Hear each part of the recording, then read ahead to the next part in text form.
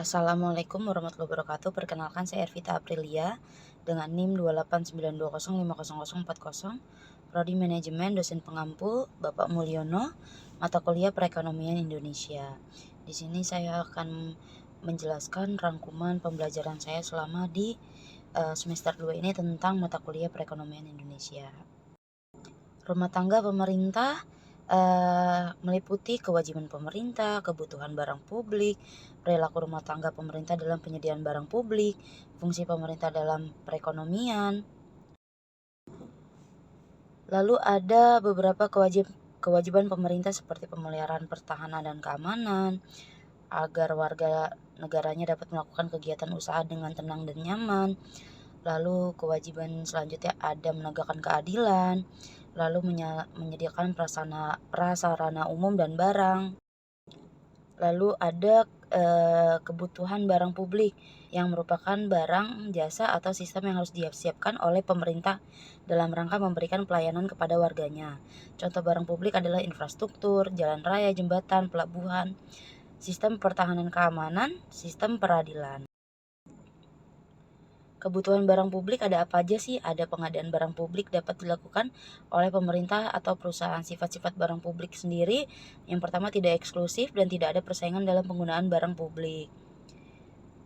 Di tidak eksklusifnya itu penggunaan barang tidak bisa dipaksa untuk membayar, misalkan Taman Monas, jalan raya, lebih kayak ke infrastruktur umum ya teman-teman, yang bisa dinikmati oleh kalangan masyarakat.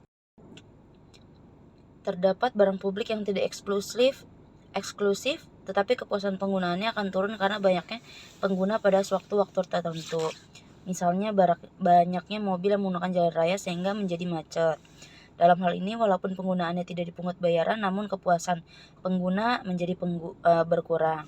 Yang kedua, sebaliknya terdapat juga barang-barang publik yang eksklusif namun tidak ada persaingan bagi penggunanya. Di yang pertama, yang tidak eksklusif, penggunaannya tidak dipungut biaya tapi kita bayar pajak ya teman-teman, pajak kendaraan dan beberapa tagihan-tagihan iuran yang memang harus dibayarkan ke kantor pajak setempat.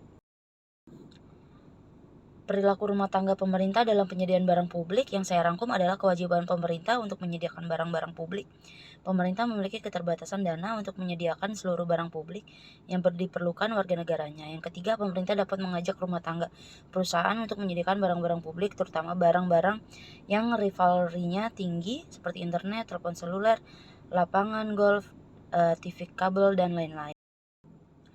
Ada lagi fungsi pemerintah dalam perekonomian seperti alokasi, distribusi, dan stabilisasi. Fungsi pemerintah dalam perekonomian, yang pertama dialokasi. Pada dasarnya sumber daya yang dimiliki suatu negara adalah terbatas. Pemerintah harus menentukan seberapa besar dari sumber daya yang dimiliki akan digunakan untuk memproduksi barang-barang publik. Yang ketiga, pemerintah harus menentukan barang-barang publik yang diperlukan warganya seberapa besar harus disediakan oleh pemerintah dan seberapa besar dapat disediakan oleh rumah tangga perusahaan.